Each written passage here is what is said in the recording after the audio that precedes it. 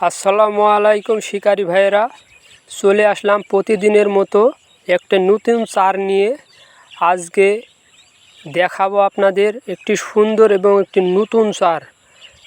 যাদের চারে মাছ আসে না এবং আসতে চায় না, এই চারটি অবলম্বন করলে অবশ্যই চারে মাছ আনতে পারবেন। 100% গ্যারান্টি দেবো, মাছ আসবেই। আজকে আমি যে চারটির কথা বলবো সেটা নতুন শিকারীদের কাছে অধিক প্রযোজ্য, এবং যারা দক্ষ শিকারী আছেন আমার ভিডিওটা স্কিপ করে চলে যেতে পারেন, সমস্যা নেই। নতুন শিকারী যারা আছেন তারা যদি এই চারের পদ্ধতিটা ভালোভাবে বুঝে প্রয়োগ করতে পারেন তাহলে অবশ্যই চারে মাছ আসবে, 100% গ্যারান্টি। যদি না হয় তাহলে আমার কমেন্টে লিখে যাবেন। আমি নিয়মিত এই চারটি প্রয়োগ করে একাধিক মাছ ধরে থাকি। বেশি কথা না বাড়িয়ে চলুন এবার ভিডিওটা শুরু করি। শুরু করার আগে যারা আমার চ্যানেলটি সাবস্ক্রাইব করেননি অবশ্যই সাবস্ক্রাইব করে দিন এবং পাশে থাকা বেল আইকনটি ভালোভাবে ক্লিক করে দিন।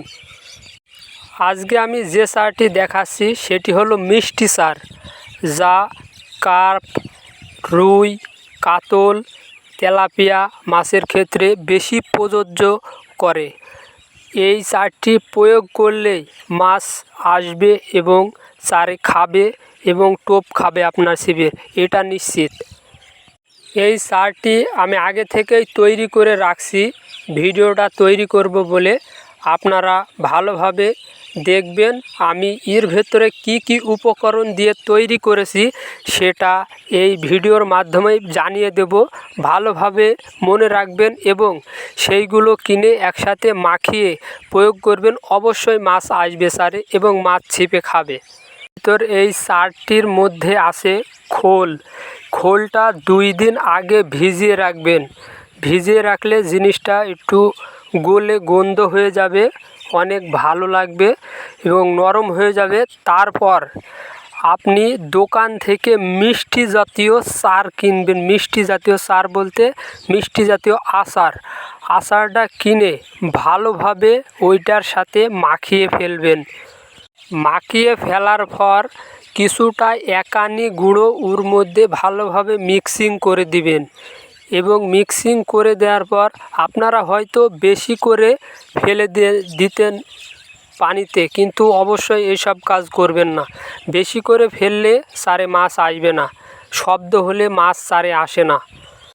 আপনারা হাতের মাপিক 200 গ্রাম মতো হাতে ভালোভাবে নেবেন এবং তার মধ্যে পিঁপড়ার ডিম দিবেন, কারণ পিঁপড়ার ডিম দিলে চারটা খুব ভালো কাজ করে।